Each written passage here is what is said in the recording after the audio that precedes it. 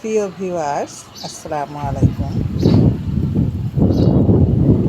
আমার মাধবীলতা গাছটি যত্ন নেই অনেক দিন, কিন্তু ফুল দিচ্ছে। আমি একটু ব্যস্ত থাকি এখন, এজন্য আসলে যত্নটা আমার করা হচ্ছে না। আর যখন রোদের দিন হলে, গরমের দিনে তো প্রচুর গরম, আমি শীতের দিনে গাছের কাজ করি বেশি। গরমের দিনে আসলে ছাদে কাজ করা যায় না, যতই ছায়া জায়গা থাকলেও হয় না, অনেক তাপ থাকে।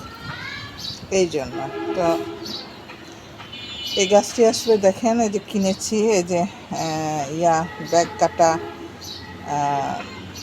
মানে বস্তা কাটা ব্যাগে লাগানো রয়েছে গাছটি। ওভাবে আমি টবের মধ্যে বসিয়ে দিয়েছি, সাইডে মাটি, গোবর সার দিয়ে। তো গত বছর অনেক ফুল দিয়েছিল, অনেক বড় গাছ হয়েছিল, আমি ডালগুলো কেটে ফেলেছি।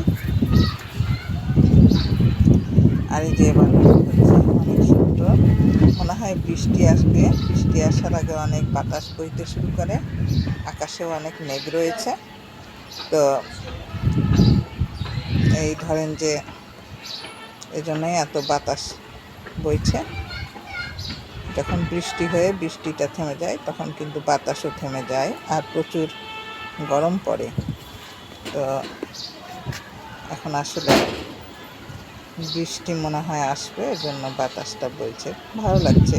ফুলগুলো দোল খাচ্ছে বাতাসে। আমিও মানে বাতাস খাচ্ছি আর কি, আমারও বাতাসটা খুব ভালো লাগছে।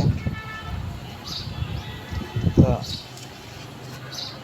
আর কি, তো গাছটি মাশাআল্লাহ, আমার ফুলটা খুব ভালো লাগে।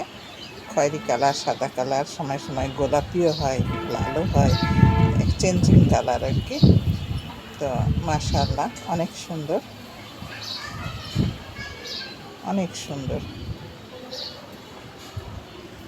একটু কাছে থেকে দেখাই, কিন্তু যে বাতাস হচ্ছে, বাতাসে সে তো দোলই খাচ্ছে। এই যে দেখেন ফুলগুলো কত সুন্দর।